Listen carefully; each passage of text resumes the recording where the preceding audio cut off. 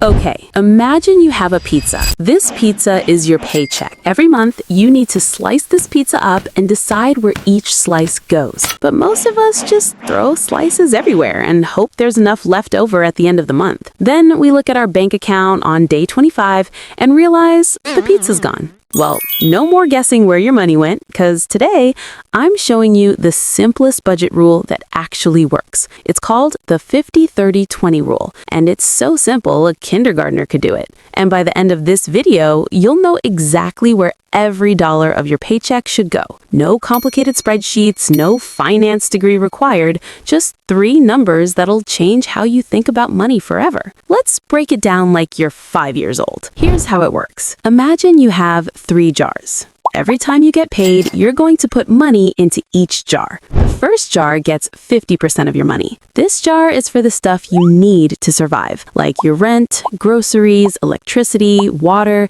and getting to work. If you didn't pay for it, you'd be homeless, hungry, or sitting in the dark. That's what goes in the needs jar. The second jar gets 30% of your money. This jar is for the stuff you want, but don't technically need, like Netflix, your daily coffee, concert tickets, new shoes, or eating out with friends. You could live without these things, but life would be pretty boring. That's what goes in the wants jar. The third jar gets 20% of your money. This jar is for your future self. Savings, emergency fund, paying off debt, investing for retirement. This is the jar that keeps you from being broke when life gets messy. And that's basically it. 50% for needs, 30% for wants, 20% for savings. 3 jars, 3 numbers, done. Before we go any further, let me introduce you to Alex. Alex is 26, lives in Austin, and makes $3,500 a month after taxes. Now let's slice it up using 50-30-20. First jar, which is the needs jar, gets 50%.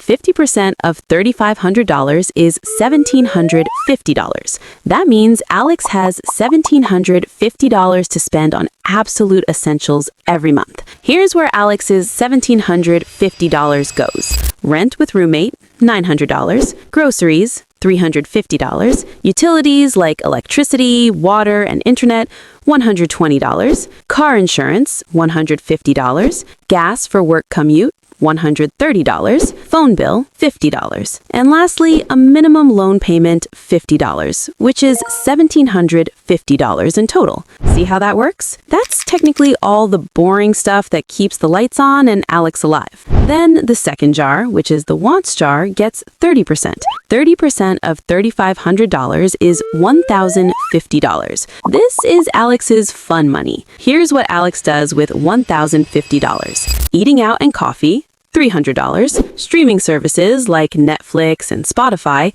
$35. Gym membership, $50. Going out with friends, $200. Online shopping and clothes, $200. Hobbies like gaming and books, $150. Concerts and entertainment, $115, which is $1,050 in total. It's all the stuff that makes life actually enjoyable. Not essentially, but not feeling guilty about it either. And lastly, the third jar, which is the savings jar, gets 20%. 20% of $3,500 is $700. This is the jar most people ignore, but it's literally the jar that determines whether you're broke forever or actually build wealth. Here's what Alex does with $700. Emergency fund, $300. Extra debt payment on student loans, $200. Retirement account, Roth IRA, $200. Total, $700. Every single month, $700 goes to future Alex. And here's the crazy part. After 1 year, that's $8,400 saved. After 5 years, that's $42,000 from just following a simple 3-number rule. Okay, I know what you're thinking. That's great for Alex, but my situation is different. Let me guess your exact problem. Problem number 1. My needs are more than 50%, meaning you live in an expensive city. Your rent alone is 60% of your income. There's no way you can fit everything into 50%. Here's the truth. You're right. If your needs are genuinely more than 50%, you have 3 options. Option 1, increase your income by doing side hustles, asking for a raise, or find a better paying job. We literally just covered how to ask for a raise in the last video. Option 2, decrease your needs by getting a roommate, move to a cheaper area, find a cheaper car insurance, cut the cable. I know it sucks, but if your needs are eating 70% of your paycheck, something has to give. Option 3, adjust the percentages temporarily. Maybe you do 60, 25, 15 for now while you work on options 1 or 2. But here's the key. You still have to save something, even if it's just 10% or 15%. You're building the habit. Problem number 2. I have debts like student loans, credit cards, car payments. Where does that fit in the budget? Great question. Minimum debt payments go in your needs jar, because if you don't pay them, bad things happen to your credit. And extra debt payments go in your savings jar, because paying off debt is saving, meaning you're saving yourself from future interest charges. Problem number 3. I can't tell what's a need versus a want. Is Netflix a need or a want? Is eating out a need if you're too tired to cook? Here's the simplest test. Ask yourself, if I lost my job tomorrow, would I keep paying for this? If the answer is no, it's a want. Rent, you'd keep paying, so it's a need. Spotify Premium, you'd probably cancel, so it's a want. And here's a controversial one, eating out. Yes, you need food, but you don't need a $15 burrito from Chipotle. Groceries are a need. Restaurants and takeout are wants. Sorry, I don't make the rules. Okay, so you get the concept. But how do you actually do this in real life? Let me show you 3 methods. Method number 1, the automatic method. Best for beginners. This is the set it and forget it method. You're going to open 3 bank accounts. Account 1 for checking, for needs, 50%. Account 2 for fun money, for wants, 30%. Account 3 for savings, for future you, 20%. When your paycheck hits, it automatically splits into all 3 accounts.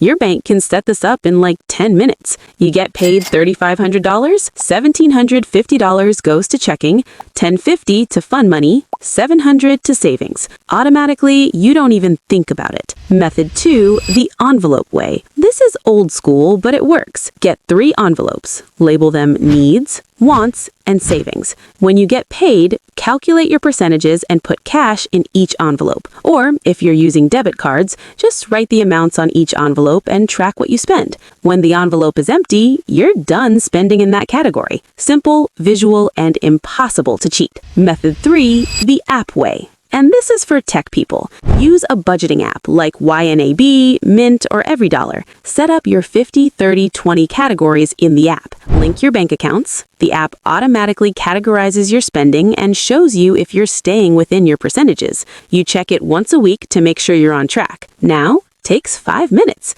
Pick whichever method feels easiest to you, because the best budget is the one you'll actually stick to. Okay. Real talk for a second. Before I learned about the 50-30-20 rule, I had no idea where my money went.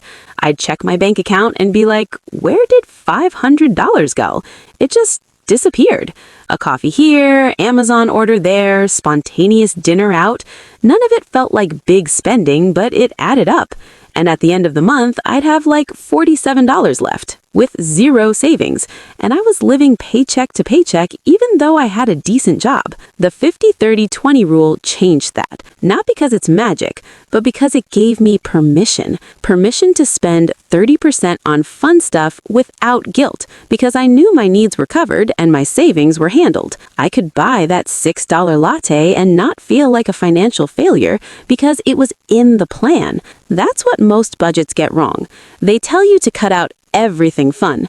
No coffee, no eating out, no new clothes, no Netflix, and you last like 3 days before you crack and binge spend $300. Meanwhile, the 50-30-20 rule says, here's your fun money, spend it however you want. Just stay within the 30%. It's sustainable because you're not depriving yourself. You're just being intentional. And here's the thing that'll blow your mind. If you save 20% of your income starting at age 25, you'll be a millionaire by retirement, just from following this one simple rule. 20% doesn't sound like much, but compounded over 40 years, it's life-changing. Okay, Let's recap. 50% for needs and basically survival stuff like rent or mortgage, groceries, utilities, transportation, insurance, and minimum debt payments. 30% for wants and technically fun stuff like eating out, entertainment, shopping, hobbies, subscriptions, and travel. 20% for savings, and this is for future you. Includes emergency fund, retirement, extra debt payments, and investments. 3 jars, 3 numbers, 1 paycheck divided up so you can breathe easier. You don't need a finance degree. You don't need complicated spreadsheets. You just need to know your 50%, 30%, and 20%. Start this month. Calculate your percentages, set up your accounts or envelopes, and watch what happens when you finally know where every dollar is going. No more mystery money disappearing, no more panic on day 25, just a plan that actually works. If this helped, hit subscribe. Next week, we're tackling investing for beginners. I'm breaking down index funds, stocks, and what the heck a Roth IRA actually is, in language that makes sense. See you then, Clueless Crew.